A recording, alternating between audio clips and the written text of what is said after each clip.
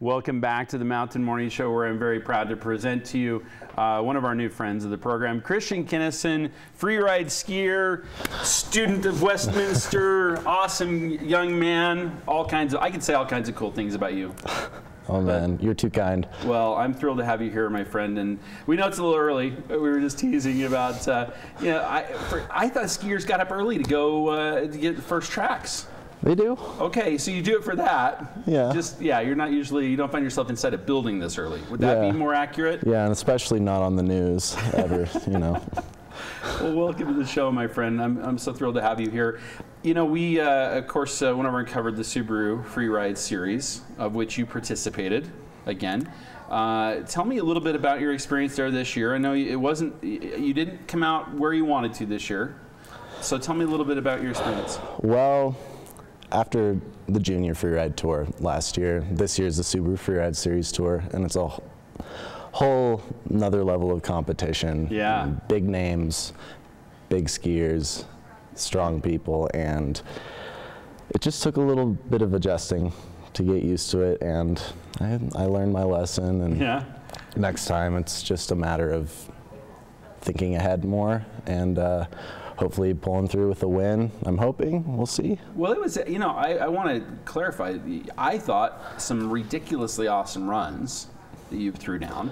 I think the competition, as you said, was fierce, which I think as we've seen this evolution of this sport, it's getting, the amplitude of difficulty is exponential.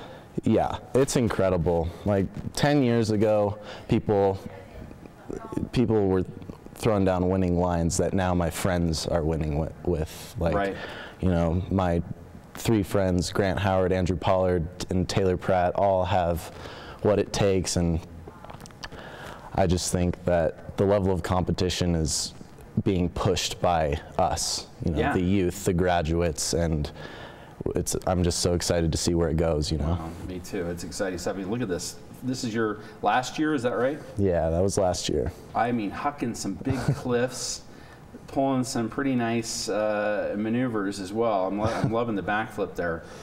But, also the speed of which we are now seeing people do this is something that's, I think, very different to the sport, too. The technology, the skis, equipment have allowed for people to go much, much faster, really rip up the mountain. And, I mean, come on. Are you kidding me, Christian? Really?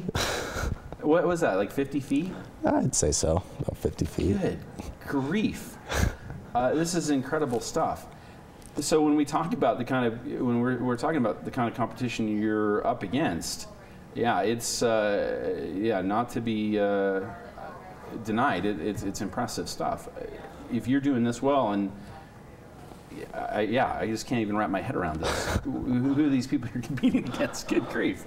But you won in this particular year. This was your championship year. This is the year you took home the trophy. Yeah, last year it seemed like everything just kind of fell into place. It was my last year competing on the Junior Freeride Tour, and I went to the World Championships, which was held in Big Sky, and everything just kind of fell into place. My first day run, which sadly didn't get televised or filmed or anything, but that's really what put me in first. And then my second day, I played it very safe, as you can see, but that was kind of for you a victory lap. Yeah, kind of. It was very hard to see, but everything still fell into place. I topped it off at the bottom with a nice 360, which kept me in first, I think, and I was able to take the title back home to Salt Lake City and celebrate.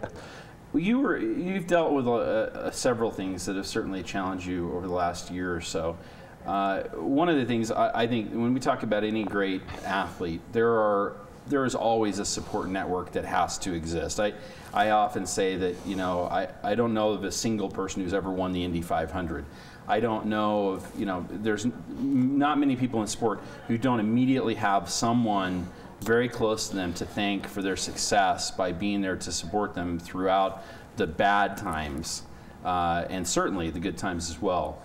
That is, for you, there's no doubt that was your dad. Yeah. My dad passed away last August, and he was my #1 supporter, and it's been difficult. Yeah, I can imagine. Keeping my head up. skiing, and through the support network of the free skiing community and my friends and my family, and it's just keeps me going. It's incredible, the amount of love and support I get from everyone, and that's just really amazing about the ski community, I believe. Well, your family introduced you to that community of skiers when you were just 3 years old.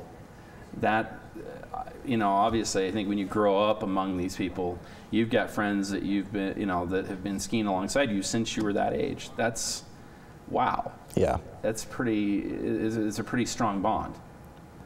So no doubt that these people are happy to help, you know, put you on their back, so to speak, when times are tough.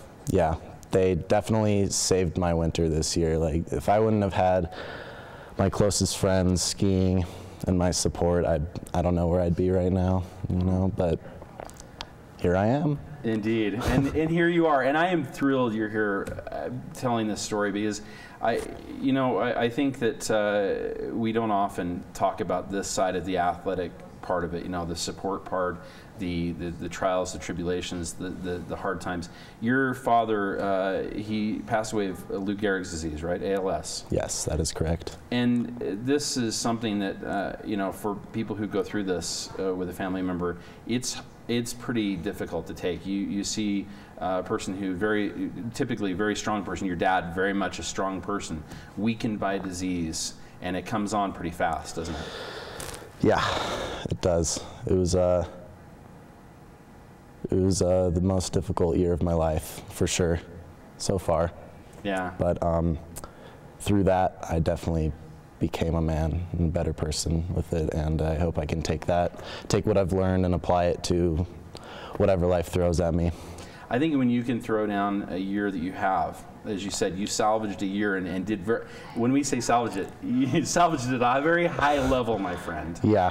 That really speaks to your inner strength and what you have in store for the rest of us as we continue to watch your career. I'm excited. Tell me about what is in store for you next.